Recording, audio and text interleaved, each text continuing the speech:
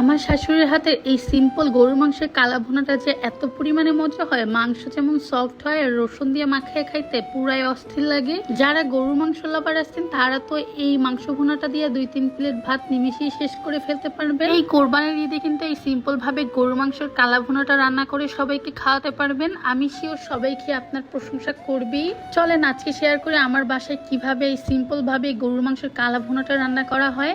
ফার্স্টে এখানে মা 2 কেজির মতো গরুর মাংস নিয়ে নিচ্ছে আর এইখানে সব রকম মশলা দিয়ে দিতেছে, কারণ গরুর মাংসে কি কি মশলা ইউজ করে এটা কম বেশি সবাই জানে। যেহেতু এখানে 2 কেজি পরিমাণে গরুর মাংস ছিল তাই পরিমাণ মতো সব মশলা দিয়ে দিচ্ছে। এখানে মা শুধু পেঁয়াজটা কুচি করে দেয় আর বাকি যে সব মশলা আছে সেগুলোকে বেটে দেয়, যেমন জিরা, ধনিয়া, তারপর শাল, এলাচ, এগুলোকেও ভালোভাবে বেটে দিয়ে দেয়। জয়ফল, জয়িত্রী, এগুলো সব কিছু দিবেন, তাহলে গরুর মাংসের কালা ভুনার টেস্ট অনেক বেশি বাইরে যায়। আর মা কি করে, জিরা, ধনিয়া, তারপর জয়ফল, জয়িত্রী, লবঙ্গ, গোলমরিচ, এগুলোকে সব কিছু একসাথে জিরার সাথে বাইরা নেয়, তাহলে ফ্লেভারটা অনেক বেশি ভালো হয়।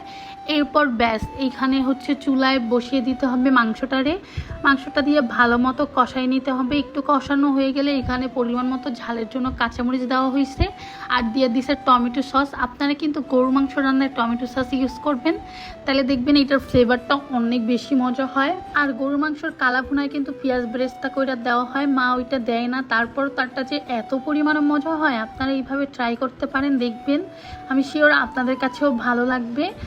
এরপর সিদ্ধ করার জন্য আপনারা গরু মাংসে পানি দিয়ে দিতে পারেন। আমাদের হাতে যেহেতু সময় ছিল না দুপুরে রান্না করার, তাই তাড়াতাড়ি মা প্রেশার কুকারে 4-5টা সিটি নিয়ে নেয়।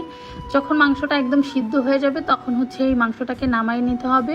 আর খেয়াল রাখতে হবে মাংসটা কিন্তু একদম পুরো সিদ্ধ করা যাবে না, তাহলে যখন ঝোল টানাইতে যাব তখন মাংসটা একদম ভেঙে যাবে। মোটামুটি যাতে সিদ্ধ হয় ওই অবস্থায় আমরা প্রেশার কুকার দিয়ে নামাইয়া দেন কড়াইতে আবার মাংসটা ঢাইলা নিচ্ছি। আর এই পর্যায়ে এখানে দিয়ে দিছি রসুন। কালা ভুনায় রসুন না দিলে তো হয়ই না।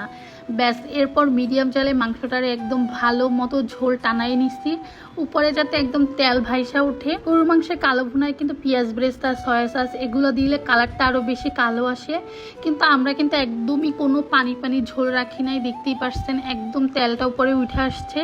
আর মাংসটা খাইতে যে এত পরিমাণে মজা হয়েছে, মাংস যে কি পরিমাণে সফট হয়েছে তা তো আপনারা দেখতেই পাচ্ছেন। এই মাংস ভুনা দিয়ে কি আর লোভ সামলানো যায় বলেন। তারপর আমি প্লেটে ভাত নিয়ে নিছি, সাথে আলু ভর্তা, লেবু দিয়ে মাখায় খাইতে এত পরিমাণে মজা লাগতেছিল।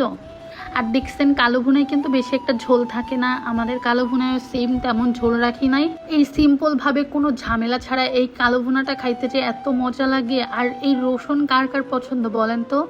গরুর মাংস বা খাসির মাংস যে কোনো মাংসে এই রসুন থাকলে আমার খাইতে এত ভালো লাগে ভাতের সাথে মাখায়। এই ছিল সিম্পল ভাবে গরুর মাংস দিয়ে কিভাবে বাসায় কালো ভুনা রান্না করি। আপনারা কি এইভাবে কখনো রান্না করেছেন? তাহলে আমাকে কমেন্টে জানাতে পারেন। আর আমার রান্নার ভিডিওগুলো আপনাদের কাছে কেমন লাগে সেটাও কমেন্ট করে জানাবেন। আল্লাহ হাফিজ সবাইকে।